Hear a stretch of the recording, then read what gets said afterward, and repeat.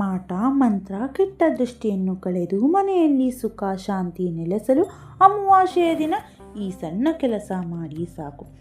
ನಮಸ್ಕಾರ ವೀಕ್ಷಕರೇ, ನೀವು ನಿಮ್ಮ ಮನೆಯಲ್ಲಿ ಪದೇ ಪದೇ ಜಗಳ, ಅನಾರೋಗ್ಯ ಅಥವಾ ವ್ಯಾಪಾರದಲ್ಲಿ ನಷ್ಟವನ್ನು ಎದುರಿಸುತ್ತಿದ್ದೀರಾ? ನಿಮ್ಮ ಮನೆಯ ಮುಂದೆ ನಿಂಬೆಕಾಯಿ, ಕುಂಕುಮ ಅಥವಾ ಕುಂಬಳಕಾಯಿ ಕಾಣಿಸಿಕೊಂಡಿದೆಯಾ? ಇದರ ಹಿಂದೆ ಒಂದು ಕರಾಳ ಶಕ್ತಿ ಇದೆ. ನಿಮ್ಮ ಸುಖ ಶಾಂತಿಯನ್ನು ಕಸಿದುಕೊಂಡಿರುವ ಆ ಕೆಟ್ಟ ಶಕ್ತಿ ಮಾಟ ಮಂತ್ರ. ದುಷ್ಟ ದೃಷ್ಟಿಯನ್ನು ಕೇವಲ ಒಂದು ಅಮಾವಾಸ್ಯೆಯ ದಿನದಂದು ಶಾಶ್ವತವಾಗಿ ಕಳೆಯಲು ಇಲ್ಲಿದೆ ಶಕ್ತಿಶಾಲಿ ಪರಿಹಾರಗಳು. ಇದನ್ನು ನೀವು ನಿಮ್ಮ ಮನೆಯಲ್ಲಿಯೇ ಮಾಡಿಕೊಳ್ಳಿ. ನಕಾರಾತ್ಮಕ ಶಕ್ತಿಗಳಿಂದ ಮುಕ್ತಿಗೊಳಿಸಲು, ಸಂಪತ್ತು ಮತ್ತು ಸಂತೋಷವನ್ನು ಮರಳಿ ಬರಲು ಈ ಪರಿಣಾಮ ಕ್ರಮಗಳನ್ನು ತಪ್ಪದೇ ಮನೆಯಲ್ಲಿ ಪಾಲಿಸಿ. ಕೆಲವರು ಮಾಟ ಮಂತ್ರ ನಂಬುವುದಿಲ್ಲ, ಎಂದರೆ ಇವತ್ತಿಗೂ ಪ್ರಪಂಚದ ಎಲ್ಲ ಭಾಗಗಳಲ್ಲಿ ವಾಮಾಚಾರದ ಬಗ್ಗೆ ಜನರಲ್ಲಿ ಭಯವಿದೆ. ಎಲ್ಲವೂ ಅವರವರ ನಂಬಿಕೆಗೆ ಬಿಟ್ಟಿದ್ದು. ನಿಮ್ಮ ಹಾಗೂ ನಿಮ್ಮ ಮನೆಯ ಮೇಲೆ ಮಾಟ ಮಂತ್ರ ವಶೀಕರಣ ಆಗಿದೆಯಾ ಎಂದು ತಿಳಿಯಲು ಈ ಲಕ್ಷಣಗಳನ್ನು ಗಮನಿಸಿ. ಮನೆಯ ಮುಂದೆ ನಿಂಬೆಕಾಯಿ, ಕುಂಕುಮ, ಕುಂಬಳಕಾಯಿ ಯಾರಾದರೂ ಇಟ್ಟು ಹೋದರೆ ಇದು ಮಾಟದ ಸ್ಪಷ್ಟ ಸಂಕೇತ. ಮನೆಯವರೊಂದಿಗೆ ಆಗಾಗ ಜಗಳವಾಗುತ್ತಿದ್ದರೆ, ಅಮಾವಾಸ್ಯೆ ಅಥವಾ ಹುಣ್ಣಿಮೆಗೆ ಗಾಬರಿಯಾಗುವುದು, ವ್ಯಾಪಾರದಲ್ಲಿ ಆರ್ಥಿಕತೆಯಲ್ಲಿ ಹಠಾತ್ತಾದ ಬದಲಾವಣೆಗಳು, ಹೆಚ್ಚಾಗಿ ಮನೆಯಲ್ಲಿ ಅನಾರೋಗ್ಯದಿಂದಿರುವುದು, ಒಂದೇ ವ್ಯಕ್ತಿಯ ಬಗ್ಗೆ ಪದೇ ಪದೇ ಯೋಚಿಸುವುದು ಅಥವಾ ಯೋಚಿಸದೇ ಯಾವುದೇ ವ್ಯಕ್ತಿಯ ಮೇಲೆ ವಿಶ್ವಾಸ ಇಡುವುದು, ಹೆಚ್ಚು ಕೋಪಗೊಳ್ಳುವುದು ಮತ್ತು ಮಾನಸಿಕ ಅಸ್ಥಿರವಾಗಿರುವುದು, ಹೆದರಿಕೆಯಾಗುವಂತಹ ಕನಸು ಬರುವುದು.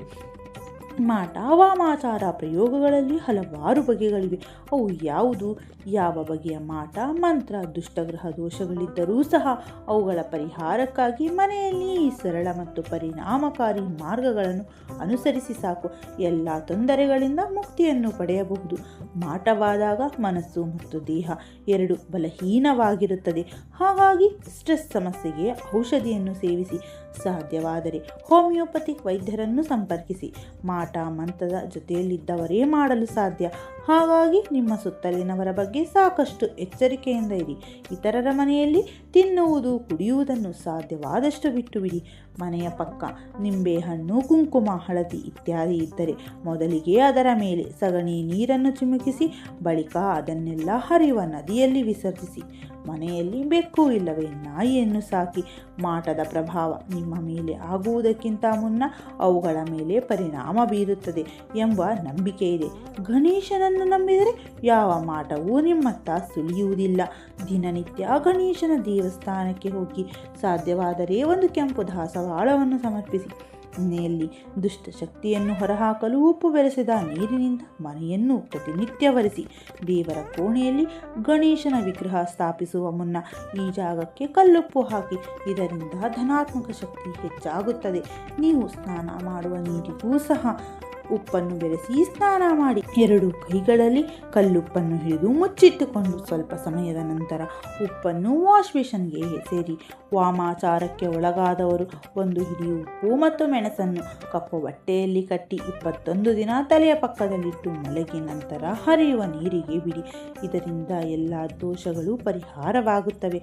ಅಮಾವಾಸ್ಯೆ ಅಥವಾ ಹುಣ್ಣಿಮೆ ದಿನಗಳಲ್ಲಿ ಒಂದು ತೆಂಗಿನಕಾಯಿಯನ್ನು ವಾಮಾಚಾರಕ್ಕೆ ಒಳಗಾಗಿರುವ ವ್ಯಕ್ತಿಯ ಸುತ್ತ 21 ಬಾರಿ ನಿವಾಳಿಸಿ. 3 ದಾರಿ ಸೇರುವ ಜಾಗದಲ್ಲಿ ಒಡೆದು ಹಿಂತಿರುಗಿ ನೋಡದೆ ಬನ್ನಿ. 5 ಶಿವ ದೇವಸ್ಥಾನಕ್ಕೆ 5 ಶನಿವಾರ ಹೋಗಿ ಅಲ್ಲಿಂದ ಕುಂಕುಮವನ್ನು ತಂದು ಹಣೆಗೆ ಧರಿಸಿ.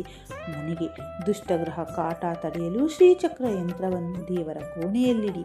ಓಂಕಾರ ಮತ್ತು ಮಹಾಮೃತ್ಯುಂಜಯ ಮಂತ್ರವನ್ನು ಜಪಿಸಿ ಇಲ್ಲ ಆಲಿಸಿ.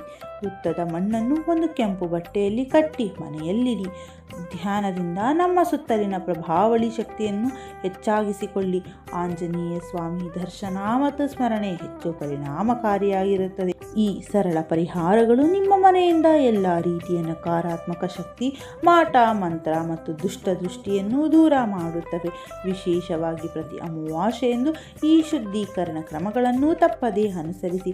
ನೆನಪಿಡಿ, ಬಲವಾದ ಆತ್ಮವಿಶ್ವಾಸ ಮತ್ತು ದೈವಿಕ ನಂಬಿಕೆ ಯಾವುದೇ ಕೆಟ್ಟ ಶಕ್ತಿಗಿಂತ ದೊಡ್ಡ ರಕ್ಷಾ ಕವಚ. ಈ ಮಾಹಿತಿ ನಿಮಗೆ ಸಹಾಯಕವಾಗಿದ್ದರೆ ಲೈಕ್ ಮಾಡಿ ಮತ್ತು ನಿಮ್ಮ ಸ್ನೇಹಿತರು ಮತ್ತು ಕುಟುಂಬದವರೊಂದಿಗೂ ಹಂಚಿಕೊಳ್ಳಿ. ಇಂತಹ ಇನ್ನಷ್ಟು ಉಪಯುಕ್ತ ವಿಶೇಷ ಮಾಹಿತಿಗಾಗಿ ನಮ್ಮ ಚಾನಲನ್ನು ಮರೆಯದೇ ಸಬ್ಸ್ಕ್ರೈಬ್ ಮಾಡಿಕೊಳ್ಳಿ. ನಿಮ್ಮ ಜೀವನದಲ್ಲಿ ಸುಖ ಶಾಂತಿ ಸದಾ ನೆಲೆಸಿರಲಿ.